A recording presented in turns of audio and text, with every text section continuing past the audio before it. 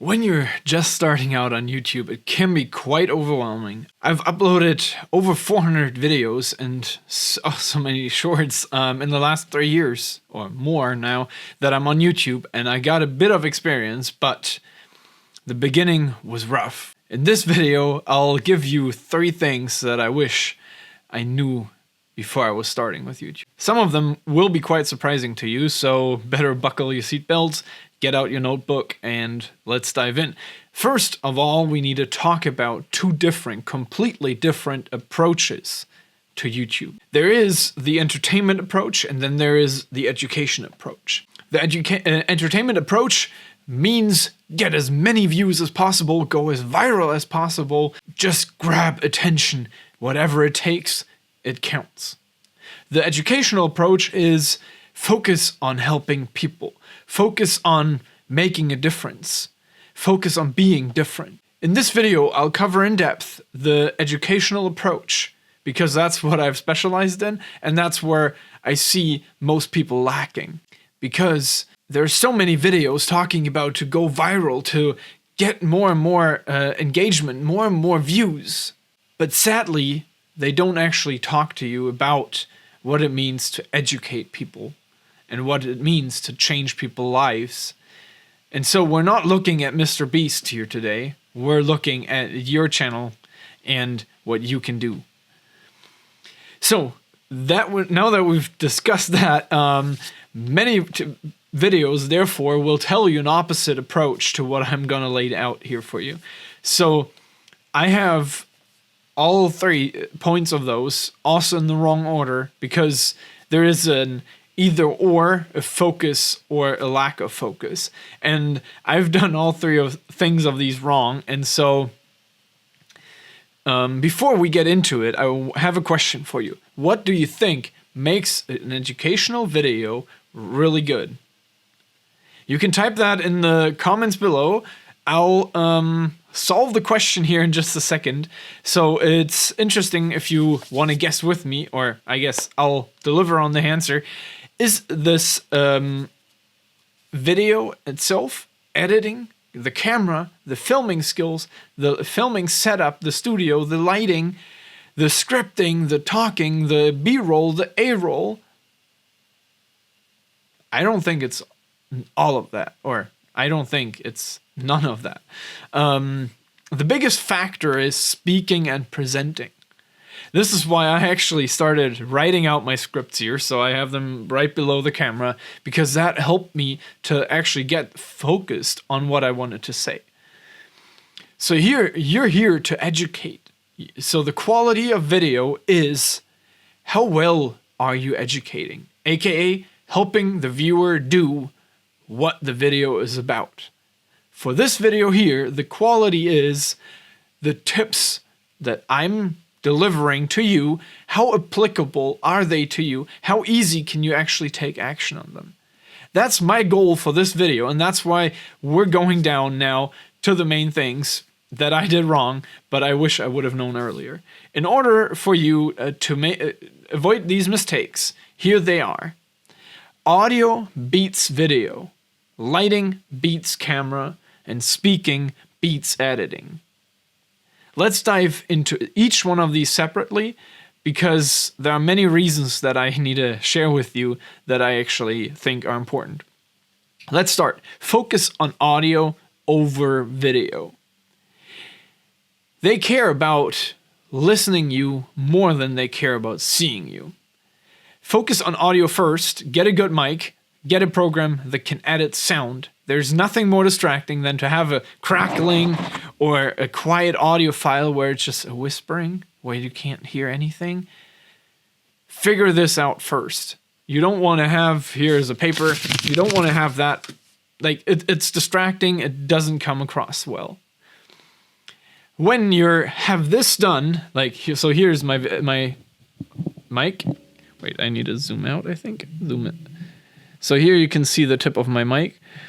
So it's right there on top of me, so I can talk and it records well. When you have the audio figured out, then you can move on to getting a decent video setup.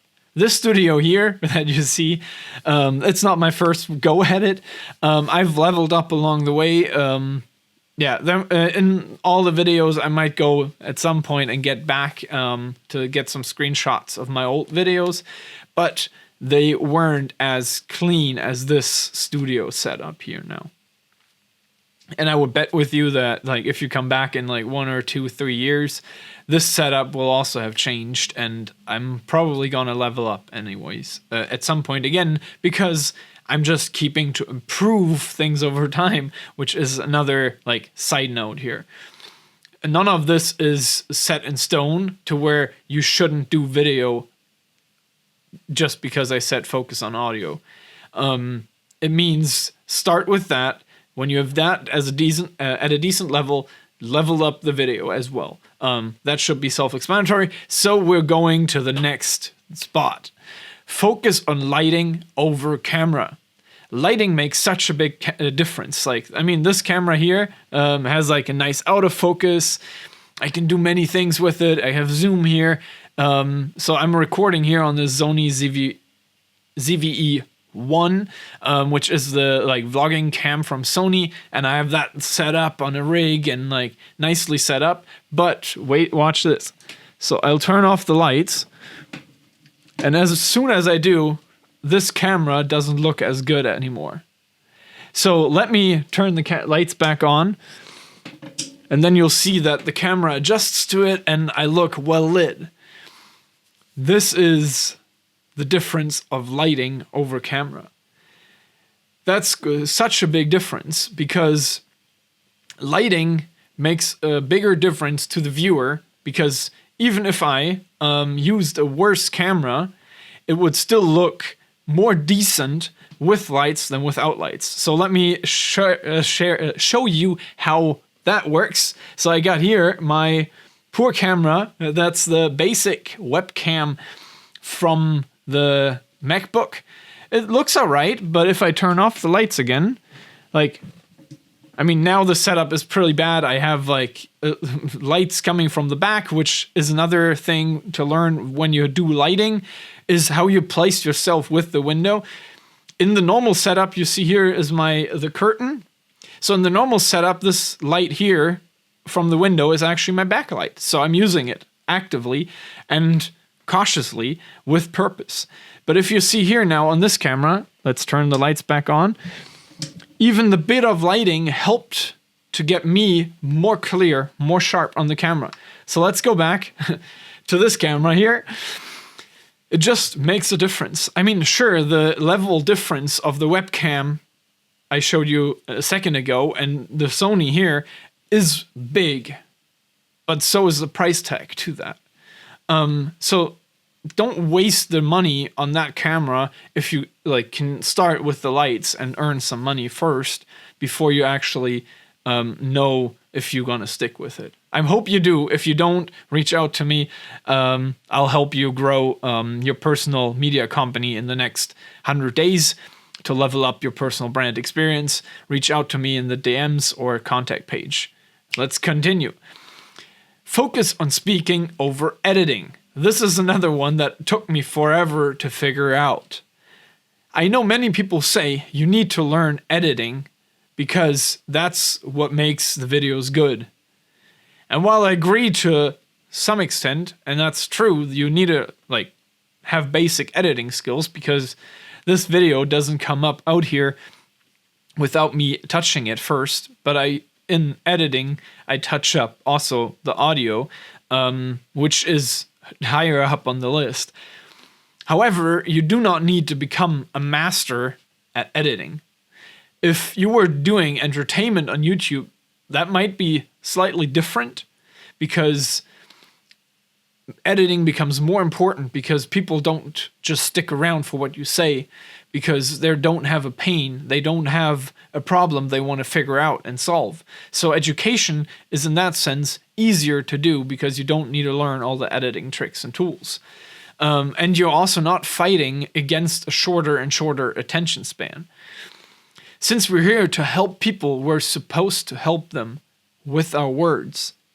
I sure agree that you can start using more resources. I mean, like I showed you now, like I switched camera angles, I turned lights on and off. Like I have more simple tricks to help you build out that camera or the on-camera presence, the presentation skills.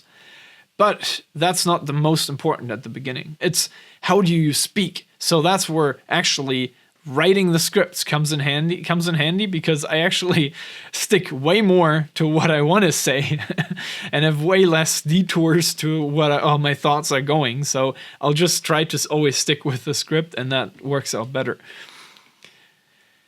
So you can do all the fancy stuff when you have extra money, when you have the knowledge, the experience, but that's not what actually makes the difference. So as you see, videos for YouTube can be fairly simple. They don't have to break the bank either. So before you go, I have one last important tidbit that will make the biggest difference. What is the difference between quantity and quality? That is often discussed, and there's so many opinions, and I'm here for you to settle them right now in this moment. Because as the beginner, quantity always beats quality. When we apply what we learned in this video so far, quality of speech always beats quality of graphics. Empty words with a fancy video won't be helpful to anyone. Can we agree on that? Good. Because you need to focus on the right quality. And that's something that people don't tell you is quality is not quality. As I said, and that's the whole point of this video, is to give you the path to the right quality that will make a difference if you get good at it.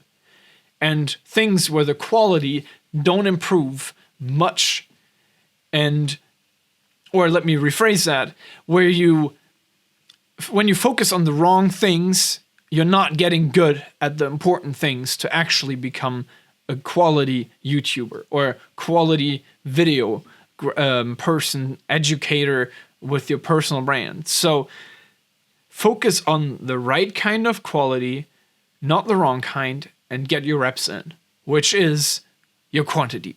Level up, put in the work, get it to the grind, and put in the reps.